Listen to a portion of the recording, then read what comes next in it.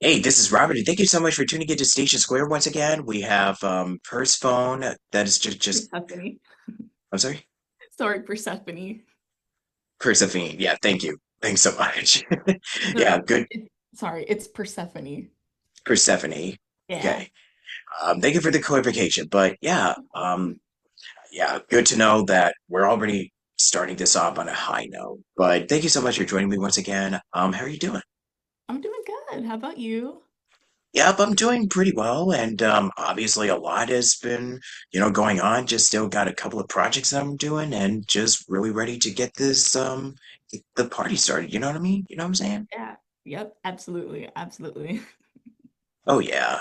Uh, Let me just go because I know I asked a couple of questions, but before we get to the Q&A, like I just wanted to know how is because you just recently graduated and yeah, just doing your own thing. So tell us something new that's been going on with you. As far as recent goes, I haven't really been up too much. I'm finishing a few credits for school. That's going really well. I'm job searching, but I might be going back to school to obtain my master's for art therapy. So I'm kind of thinking in between both right now, but I'm kind of all over the place right now. It's no like linear thought process right now. Oh yeah, I trust me, I can absolutely relate. But yeah, what would you say right now is something that you're the most proud of so far this year? Yeah, so of course graduating, I that was an amazing Obviously, moment. that goes without saying. Exactly. I graduated with my BFA AE, which is my Bachelor's of Fine Arts with an emphasis of art education degree. So basically, long story short, I'm able to teach. I have a valid license to teach, as well as my fine arts degree. Um, Something smaller that I'm really proud of is that I traveled by myself for the first time by plane. That was kind of crazy. I went to Atlanta, and speaking of Atlanta, I attended MomoCon as content creator, which is another thing I was really proud of. So I thank Danique and Renee for allowing that opportunity for me to be there as a content creator. That was really fun. My God, yeah, how was it?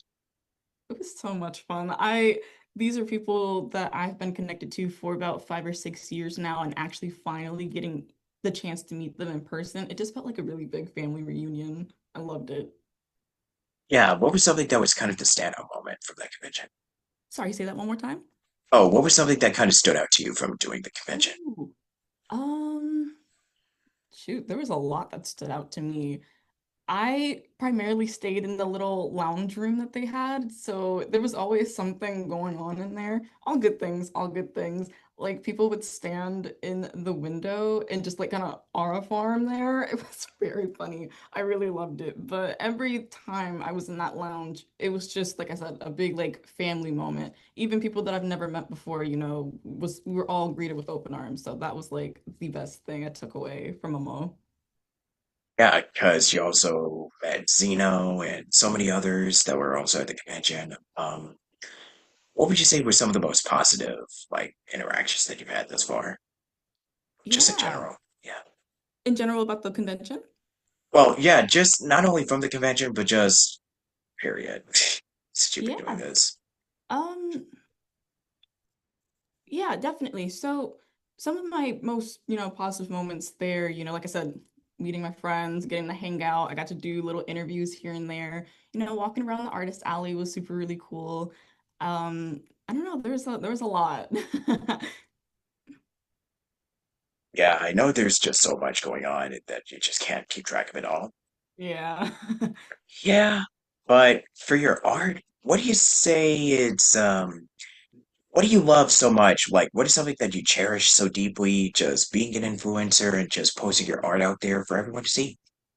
Definitely. So I wrote this one down a little bit because this was like a really loaded question, but in a good way. I love this question. But Okay. I really take pride in the connection that my art has to other people. It's, you know, art isn't, just about, likes and shares and whatnot. No, it's always just about being able to connect on personal levels because you never know who's connecting with your artwork. I get DMs all the time saying that a piece inspired them and, they want to go forth with that. it's that quiet exchange between artist and audience that really does mean a lot to me. Like recently, I made a piece called "The Five They Intertwine," and that piece is about the five stages of grief. And I kind of explain in the artwork that it's not linear. The way we grieve is not linear. It's not like one stage is, denial, then anger and bargaining. It doesn't work that way. I think they all intertwine within themselves. And the way that you see that the work intertwine with themselves is that I use a color and make it like the primary of that stage, but they all in some way connect with each other as the panels go on. So it's not one stage, one stage, one stage, and you get over it. They all intertwine with each other. So that one I got a lot of like, responses to, and that really means a lot. Yeah, and from your artwork, I just know that it's reached a lot of different people, which I'm so happy about. And I just want to wish you congrats on that. Thank you. Yeah, what do you say is probably some of the biggest things that have been keeping you really insanely grateful and positive throughout the year?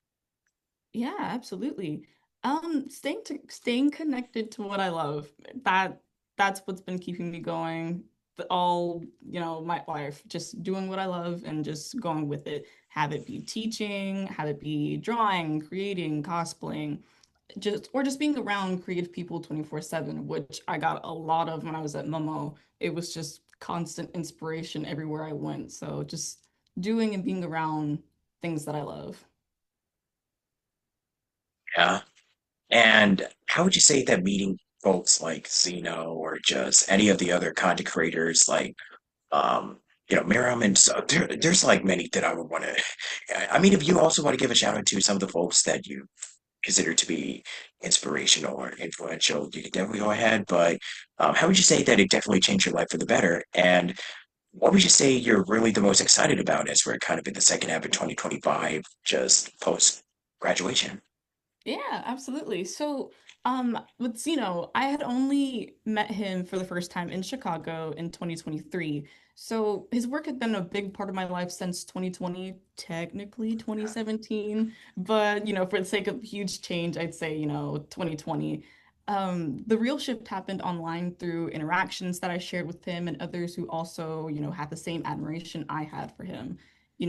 And those others were a part of a small niche on Twitter called the Black Anime Twitter community.